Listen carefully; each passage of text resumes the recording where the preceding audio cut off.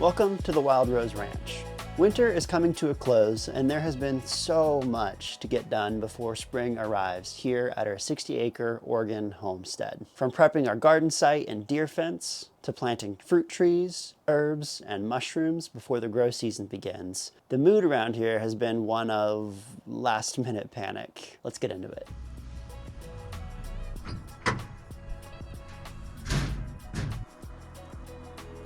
The county denied our initial application to build a new shop, requesting that we move it 40 feet closer to the cabin, which means our garden plans had to shift about 40 feet as well. First off, I had to remove this pile of really old railroad ties that's probably been out here for 40 years, as well as this nearly seaworthy, but not quite, boat that's hanging out here for whatever reason.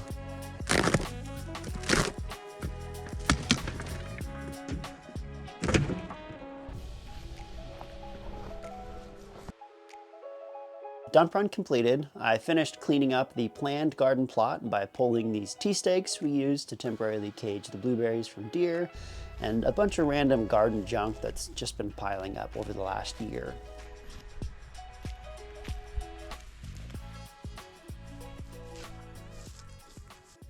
It was too warm for sleeves. It's February, why does it feel like spring? So what we're gonna do next is hop on the old tractor and start to flatten out some of these huge piles of wood chips from all of the tree processing we did earlier last year. And what I'm thinking I want to do is pretty much cover the entire footprint of the garden in chips. I think we'll get 5 or 6 inches of depth all the way across the garden. And that'll start to kill all the weeds and the grass that are growing here that are going to be in our way when it's gardening time. And it will also flatten these piles out and make it easier to work around them and get our fence installed. So I'm going to get these flattened mostly, and then I'm going to lay out the fence and start to figure out where our corners are, get everything squared up, and then start to lay out for augering. Let's get it.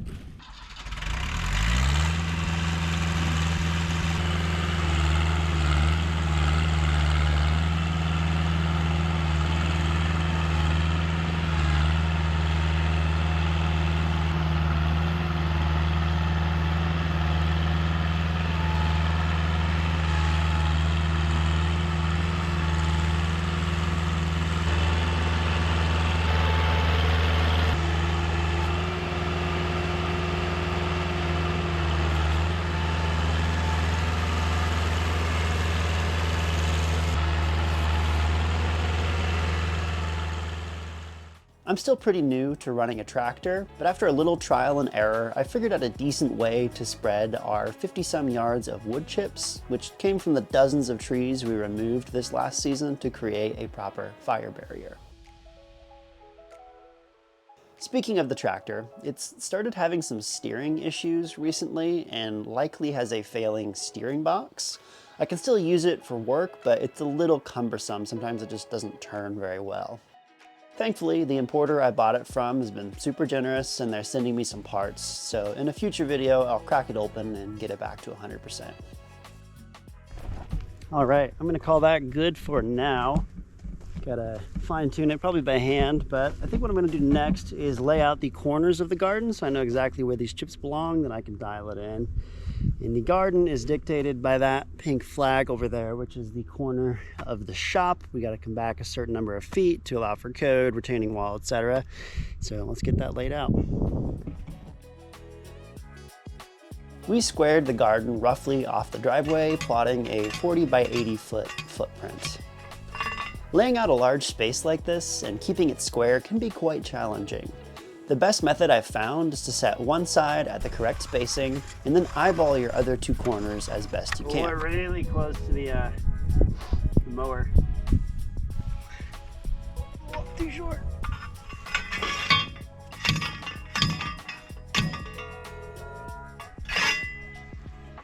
From there, measure your diagonals off the first side. Using our pal Pythagoras, we can do some a squared plus b squared equals c squared action and figure out how long that diagonal should be.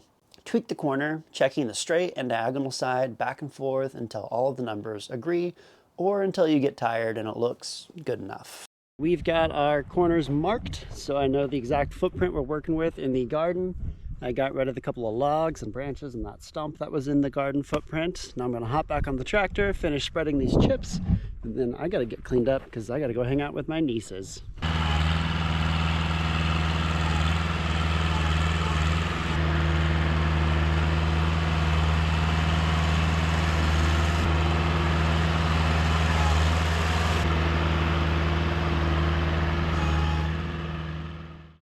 Oh my goodness. Good morning. We are back. So I think what I'm gonna do is get a string line pulled between all the posts we set yesterday, fine tune all of the wood chips here by hand, and then start marking out for where the post holes need to be drilled. I'm thinking in about 2 days I'm gonna rent an auger and get that set up for the garden. Let's do it. I'll go about here.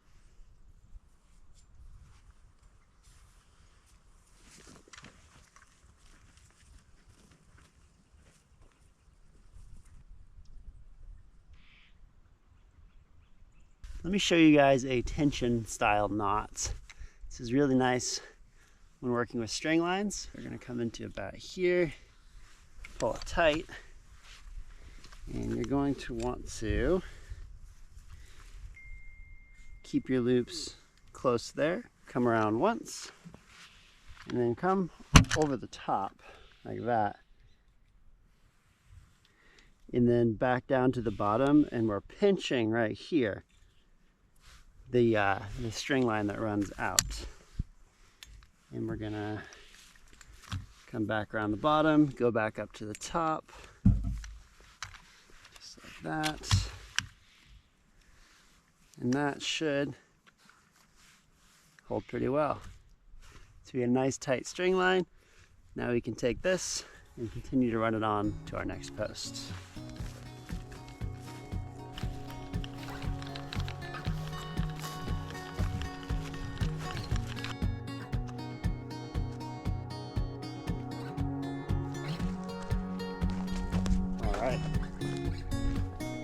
I used a hard rake and a shovel to even out the wood chips by hand, trying to get everything to about 6 inches of depth across the garden. I foolishly did not wear gloves, and my soft winter hands instantly earned their first blisters of the year. After probably too long of fussing by hand, we were ready to move on to digging our post holes. But I took a break to tackle a few other small projects first. Let's get this hanging planter and some herbs. Thinking we're gonna do a little herb garden closer to the kitchen, in addition to our larger herb garden down there. Some black gold compost potting mix. Good stuff.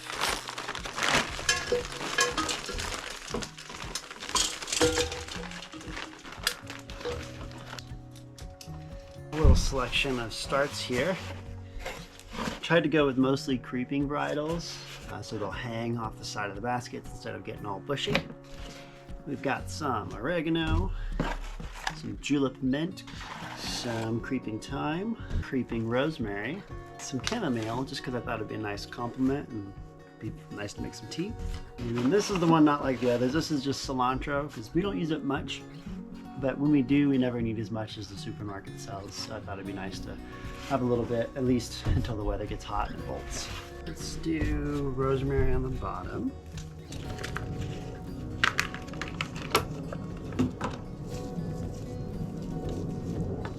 Oh, it's a nice rain. And if I do rosemary and thyme on the bottom, let's do the oregano as well. Do our classic 3 at the bottom. That sounds nice.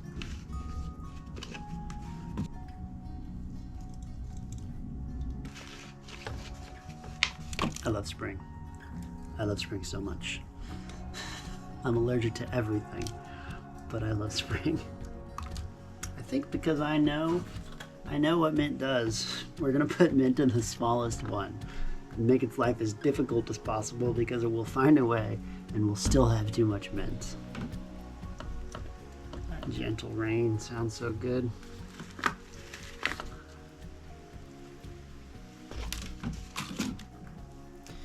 And cilantro.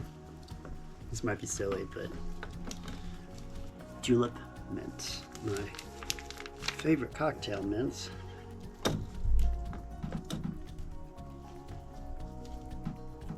That's an herb garden. One hanging herb garden.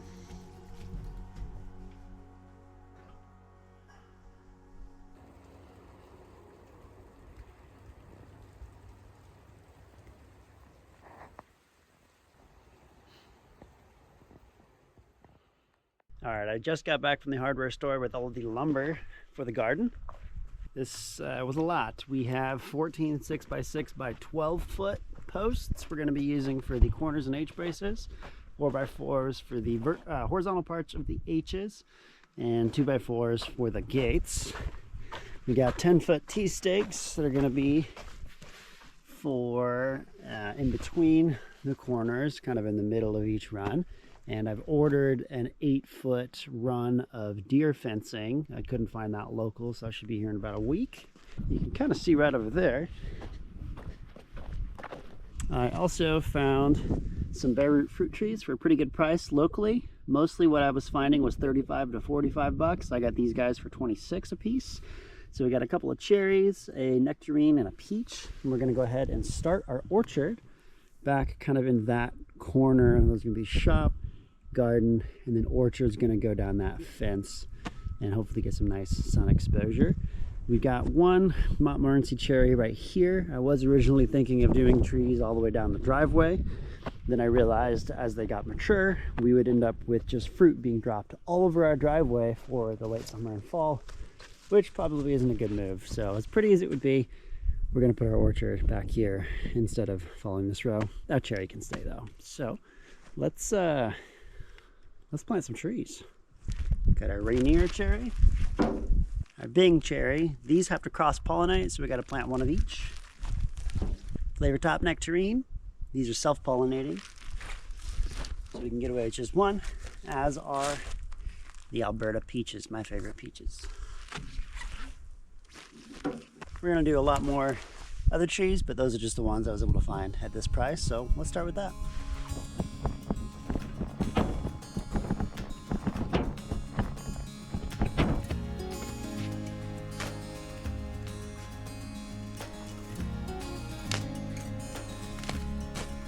I think you usually want 2 to 3 times the size of your rootstock.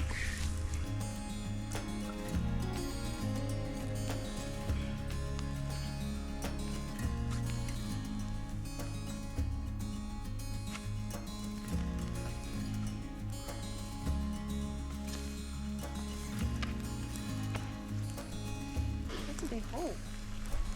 I actually don't know what the roots look like inside this package, so let's find out. Let's see what we're cooking with here. Oh, it's wet. Me without my rain jacket. Oh.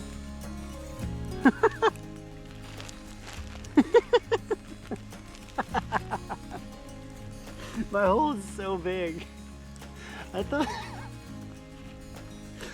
that whole I thought the whole pouch was roots. It's not. This hole is so big. What do you think, guys? Perfect size? I'm an idiot. I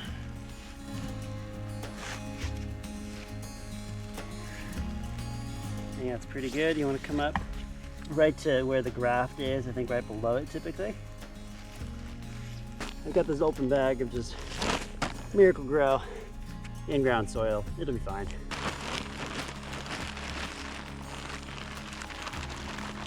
Once we're actually planting the garden, hopefully in a few weeks, if I get that fence done, I was gonna order a truck, like 8 yards of compost to do for our above ground mound planting. But for now, I just got a few old bags of soil we gotta use up. Not very cost efficient, but we had them anyway. Don't waste any resources. Got a bag full of wood chips, or sawdust. Oh, yeah.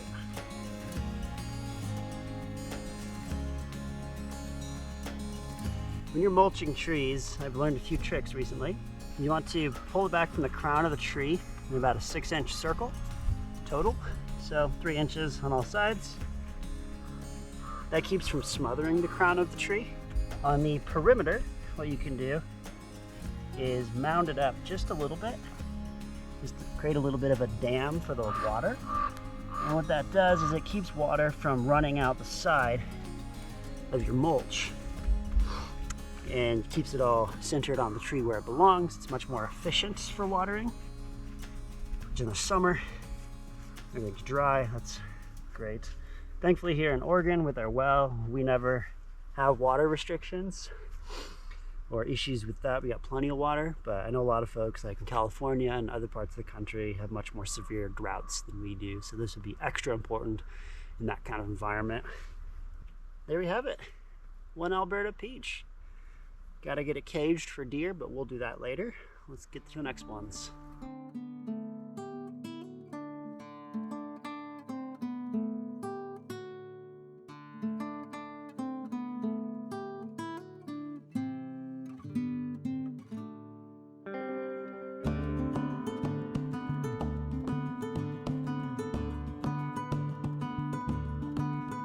The deer out here will eat just about anything that they can reach, so caging trees outside the garden area is a must.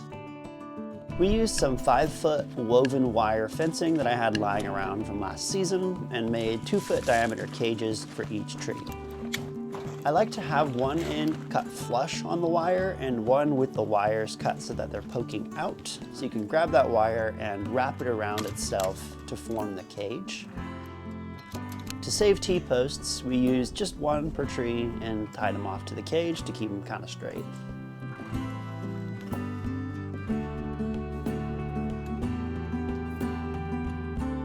We also planted our mushroom beds finally with blue oysters and wine caps. I have a full video on that process, including how the wild turkeys tore apart the beds just the day after I planted them. I'm not going to belabor the point here, but go ahead and check out that video if you'd like to see more.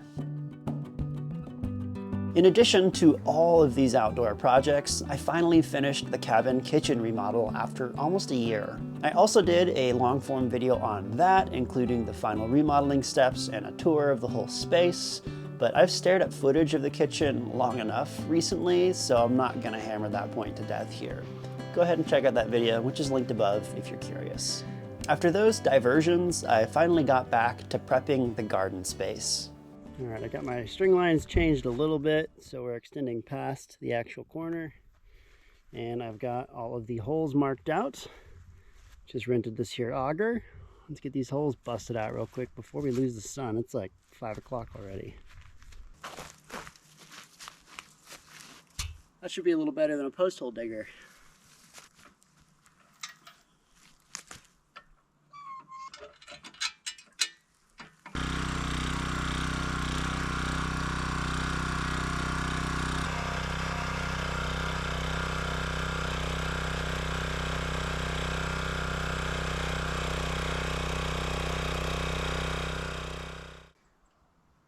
That cut really easily. This soil is fantastic. It's a little clay, but not ridiculous. Main issue is this thing's a little bit hard to keep level, but I'm on a slope, so I think that was some user error. It kept wanting to roll. And a lot of the loose stuff just fell back into the hole because it's coming out so fine like this. So I'll just have to use my handheld post holers and clean the holes, but it was a lot quicker than digging by hand. So 13 more to go. Let's get it.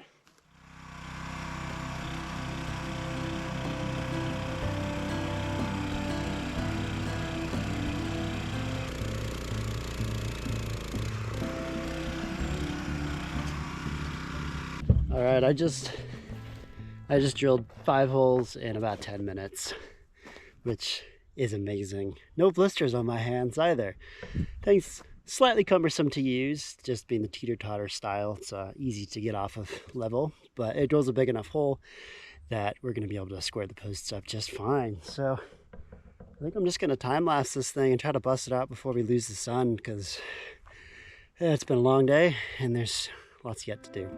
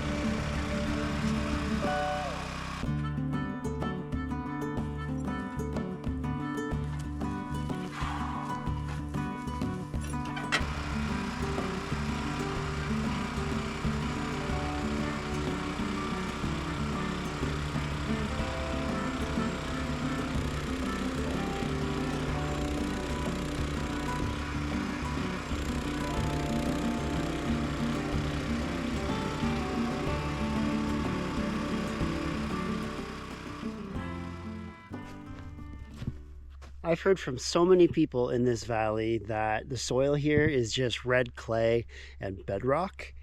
And I worked really hard to try to find the best plot on our property, the best soil for the garden area. And after drilling these holes, I think we did all right. Take a look at this. We just drilled 14 holes to 3 feet of depth with that auger in like maybe 90 minutes tops. No issues at all. I mean, look at this soil. Like, there is definitely clay content because it balls up like that, but it still breaks and crumbles. Like, it's nearly perfect. So this is why I don't want to do raised beds here. I want to do in-ground, no-till style. I don't want to form a hard pan with this clay, and I also want to just use this resource because, like, look at how rich this soil is. So with that drilling, I only hit bedrock twice, and it was just a couple of large rocks. I wouldn't even call it bedrock. So just broke it up with the auger, pulled it right out. It wasn't that big a deal. We hit a couple of roots. Honestly, I expected to hit way more roots than I did. There was maybe 3 holes with small little roots, and I was just able to carefully break through them with the auger. I didn't even have to use a saw or anything. So as far as drilling holes goes, this is one of the smoothest experiences I've ever had, whether by hand or with an auger. So couldn't be happier. Anyway, I'm gonna clean up a little bit here, and I think that's gonna wrap it up for this video. The next series of videos are gonna be specifically about building this garden fence. We're gonna set our posts, do our H braces, run our 8-foot deer fence, tension that, do all of our high tension wire around everything. So I'll probably break that up into a couple of videos. But for now, this is the beginning of the end of the spring hustle. We are running out of time. I'm spending every evening after work out here. So yeah, thanks for hanging out. Catch you next time.